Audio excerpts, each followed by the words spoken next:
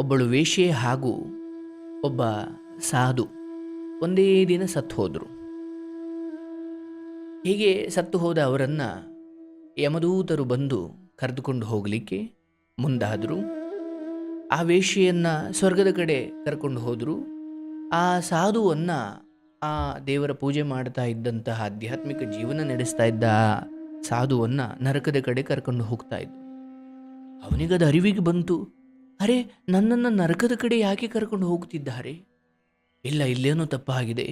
ಆತ ಯಮದೂತರಿಗೆ ಹೇಳ್ತಾನೆ, ಅಪ್ಪ, ನಾನು ಸಾಧು, ನಾನು ಸಂತ, ಅಥವಾ ನಾನು ಪೂಜಾರಿ, ಅಥವಾ ನಾನು ಆಧ್ಯಾತ್ಮಿಕ ಜೀವನ ದೇವ್ರ ಬಳಿ ಕರ್ಕೊಂಡು ಹೋಗಿ. ಯಾಕಂದರೆ ಈತನನ್ನು ನರಕದ ಕಡೆ ಕರ್ಕೊಂಡು ಹೋಗ್ತಿದ್ದಾರೆ ಅಂತ ಅವನಿಗೆ ಗೊತ್ತಾಯಿತು. ಮತ್ತು ಅದಕ್ಕೆ ಅವನು ಹೇಳ್ತಿದ್ದಾನೆ, ನನ್ನನ್ನು ಸ್ವರ್ಗದ ಕಡೆ ಕರ್ಕೊಂಡು ಹೋಗಿ, ಇಲ್ಲೇನೋ ಲೆಕ್ಕ ತಪ್ಪಾಗಿದೆ. ವೇಶ್ಯೆ ನರಕದ ಕಡೆ ಹೋಗಬೇಕು, ನಾನು ಸ್ವರ್ಗದ ಕಡೆ ಹೋಗಬೇಕು, ದೇವರ ಬಳಿ ನನ್ನನ್ನು ಕರ್ಕೊಂಡು ಹೋಗಿ ಅಂತ ಅವನು ಬಹಳ ಅಂಗಲಾಚಿ ಬೇಡ್ಕೊಂಡ. ಸರಿ ಆಯಿತು ಅಂತ ಯಮದೂತರು ದೇವರ ಬಳಿ ಅವನನ್ನು ಕರ್ಕೊಂಡು ಹೋದರು. ದೇವರಿಗೆ ಹೇಳಿದ, ಭಗವಂತ, ನಾನು ನನ್ನ ಜೀವನದುದ್ದಕ್ಕೂ ನಿನ್ನ ಸೇವೆ ಮಾಡಿದ್ದೀನಿ, ನಿನ್ನ ಪೂಜೆ ಮಾಡಿದ್ದೀನಿ, ನಿನ್ನನ್ನು ಸದಾ ಸ್ಮರಣೆ ಮಾಡಿದ್ದೀನಿ, ನನಗೆ ಯಾಕೆ ನರಕ? ಅವಳು ವೇಶ್ಯೆ, ಅವಳು ಜೀವನವನ್ನು ಸಂಪೂರ್ಣವಾಗಿ ಹೊಲಸು ಮಾಡಿಕೊಂಡವಳು, ಮತ್ತು ಅವಳನ್ನು ಸ್ವರ್ಗಕ್ಕೆ ಏನಿದು ನ್ಯಾಯ? ಯಾವ ಕಾರಣಕ್ಕೆ ಈ ಶಿಕ್ಷೆ ಅಂತ.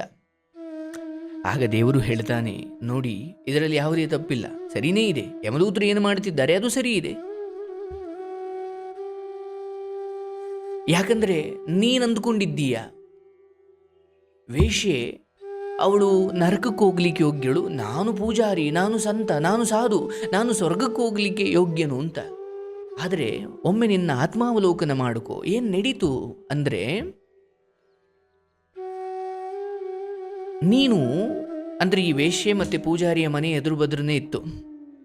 ಈ ಪೂಜಾರಿ ಯಾವಾಗಲೂ ಏನು ಯೋಚನೆ ಮಾಡ್ತಿದ್ದ ಅಂದರೆ, ಹೌದು, ಅವನು ದೇವ್ರ ಪೂಜೆ ಮಾಡ್ತಾ ಇದ್ದ, ಮಡಿ ಅಥವಾ ಶುಚಿ ಮಡಿಯನ್ನು ಕಾಪಾಡಿಕೊಂಡು ದೇವ್ರ ಪೂಜೆ ಮಾಡ್ತಾ ಇದ್ದ, ಸದಾ ದೇವರ ನಾಮಸ್ಮರಣೆ ಮಾಡ್ತಾ ಇದ್ದ. ಈ ಮಧ್ಯೆ ಅವನೇನು ಮಾಡ್ತಾ ಇದ್ದ ಅಂದರೆ, ವೇಶ್ಯೆ ಬಗ್ಗೆನೇ ಯೋಚನೆ ಮಾಡ್ತಾ ಇದ್ದ. ಹೊರಗಡೆ ಅವನು ಪೂಜಾರಿಯ ವೇಷ ತೊಟ್ಟಿದ್ದ, ಸಾಧುವಿನ ವೇಷ ತೊಟ್ಟಿದ್ದ, ಪೂಜೆ ಮಾಡ್ತಾ ಇದ್ದ, ಭಗವಂತನ ನಾಮಸ್ಮರಣೆ ಮಾಡ್ತಿದ್ದ, ದೇವರಿಗೆ ಕರ್ಪೂರ ಊದುಬತ್ತಿಯನ್ನು ಹಚ್ಚುತ್ತಾ ಇದ್ದ, ಧೂಪವನ್ನು. ಆದರೆ ಅವನು ಈ ವೇಶ್ಯೆ, ಅವಳ ಮನೆಗೆ ಎಷ್ಟು ಜನ ಬರ್ತಾರೆ, ಒಳಗಡೆ ಏನೇನು ಮಾಡ್ತಾರೆ, ಇವಳು ಬದುಕು ಯಾಕೆ ಹಿಂಗಾಯಿತು, ಇವಳನ್ನು ಯಾವತ್ತಾದ್ರೂ ನಾನು ಮಾತಾಡಿಸ್ಬೇಕಲ್ಲ, ಇವಳ ಹತ್ರ ನಾನು ಯಾವತ್ತಾದ್ರೂ ಒಂದು ದಿವಸ ಹೋಗಿ ಬರಬೇಕಲ್ಲ, ಇವಳನ್ನು ಯಾವಾಗಾದರೂ ನಾನು ಕರೆದು ಮಾತಾಡಿಸಿ ಒಂದೆರಡು ಬುದ್ಧಿ ಹೇಳಬೇಕಲ್ಲ, ನಾನು ಇವಳನ್ನು ಮಾತಾಡಿಸಿ ಸಂಪರ್ಕ ಬೆಳೆಸಬೇಕಲ್ಲ. ಅಂದರೆ ಅವಳನ್ನು ಮಾತಾಡಿಸುವ ಧೈರ್ಯವನ್ನಂತೂ ಯಾವತ್ತೂ ಮಾಡಲಿಲ್ಲ. ಆದರೆ ಈತ ದೇವರ ಪೂಜೆ ಮಾಡ್ತಾ ಮಾಡ್ತಾ ಮಾಡ್ತಾ ಆತನಿಗೆ ಒಳಗಡೆ ಇದ್ದ ಯೋಚನೆ ಏನಂದರೆ, ಸದಾ ಈಕೆ ವೇಶ್ಯೆಯ ಬಗ್ಗೆ ಯೋಚನೆ ಮಾಡ್ತಾ ಇದ್ದ. ಇವಳು ಯಾಕೆ ಹಿಂಗೆ, ಇವಳು ಯಾಕೆ ಇಲ್ಲಿಗೆ ಬಂದ್ಲು, ಇವಳು ಜೀವನ ಹೆಂಗಿರುತ್ತೆ, ಇವ್ರ ಮನೆಗೆ ಎಷ್ಟು ಜನ ಬರ್ತಾರೆ, ಎಷ್ಟು ಜನ ಹೋಗ್ತಾರೆ, ಇದನ್ನೇ ಯೋಚನೆ ಮಾಡ್ತಾ ಇದ್ದ. ಆದರೆ ಆ ವೇಶ್ಯೆ ಏನು ಮಾಡ್ತಿದ್ಲು ಗೊತ್ತೇನು? ಅಯ್ಯ ಸಾಧು, ನಿನ್ನ ಮನೆಯಲ್ಲಿ ಪ್ರತಿದಿನ ನೀನು ಪೂಜೆ ಮಾಡ್ತಾ ಇದ್ದೆ, ದೀಪ ಹಚ್ಚುತ್ತಾ ಇದ್ದೆ, ಧೂಪ ಹಚ್ಚುತ್ತಾ ಇದ್ದೆ, ಭಜನೆ ಮಾಡ್ತಾ ಇದ್ದೆ. ಇದನ್ನೆಲ್ಲ ನೋಡಿ ವೇಶ್ಯೆ ಅಂದುಕೊಳ್ತಾ ಇದ್ಲು, ಅಯ್ಯೋ ನನ್ನ ಜೀವನ ಏನಿದು ಈ ಸ್ಥಿತಿಗೆ ಬಂತಲ್ಲ. ನೋಡು, ಆ ಪೂಜಾರಿಯ ಪುಣ್ಯ ನೋಡು, ಭಗವಂತನ ಪೂಜೆ ಮಾಡ್ತಾನೆ, ಸದಾ ಭಜನೆ ಮಾಡ್ತಾನೆ, ಅಥವಾ ದೇವರನ್ನ ಸ್ಮರಣೆ ಮಾಡ್ತಾನೆ, ಅವನಿಗೆ ಜನ ಗೌರವ ಕೊಡ್ತಾರೆ. ಅಯ್ಯೋ ನಂದು ಒಂದು ಬದುಕ, ಓ ದೇವರೇ, ನನ್ನನ್ನು ಯಾವ ಕಾರಣಕ್ಕೆ ಈ ವೇಶ್ಯೆಯ ಸ್ಥಿತಿಗೆ ತಂದಪ್ಪ ಅಂತ ಅವಳು ಸದಾಕಾಲ ಭಗವಂತನ ಬಗ್ಗೆ ಯೋಚನೆ ಮಾಡ್ತಾ ಇದ್ಲು. ನೀನು ಮಾಡುವ ಭಜನೆಯನ್ನು ಅವಳು ಆನಂದಿಸಿ ಕೇಳ್ತಾ ಇದ್ಲು, ನೀನು ಹಚ್ಚುವ ಧೂಪವನ್ನು ಅವಳು ಸೇವನೆ ಮಾಡ್ತಾ ಇದ್ಲು, ನೀವು ದೇವರಿಗೆ ಪೂಜೆ ಅಲಂಕಾರಗಳನ್ನು ಮಾಡಿದಾಗ ನೋಡಿ ಸಂತೋಷ ಪಡ್ತಾ ಇದ್ಲು.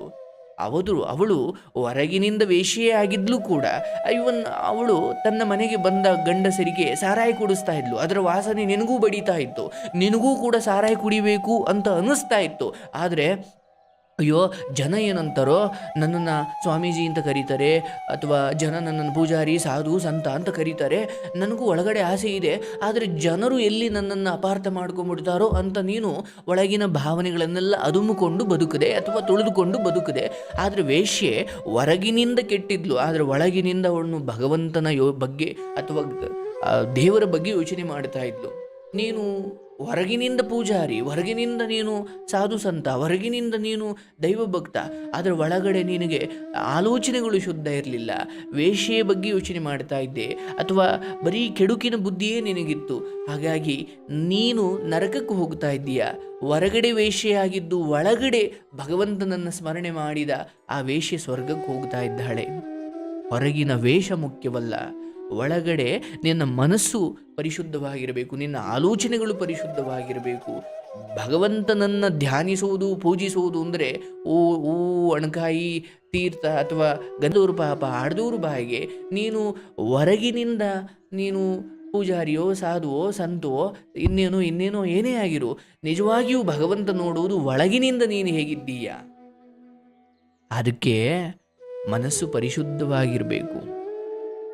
ನೀನು ಕುರುಡನೋ ಕುಂಟನೋ, ಅಥವಾ ನೀನು ಬಡವನೋ, ಅಥವಾ ನೀನು ಕುರೂಪಿಯೋ, ಅಥವಾ ನೀನು ಅತ್ಯಂತ ಕಡು ದರಿದ್ರದಲ್ಲಿ ಬದುಕ್ತಾ ಇರ್ತಕ್ಕಂಥವಳೋ, ಏನೇ ಆಗಿರು ನಿನ್ನ ಒಳಗಡೆಯ ಆ ಮನಸ್ಸನ್ನು ಪರಿಶುದ್ಧವಾಗಿಟ್ಟುಕೋ. ಭಗವಂತ ನೋಡುವುದು ಅದನ್ನು ಮಾತ್ರ.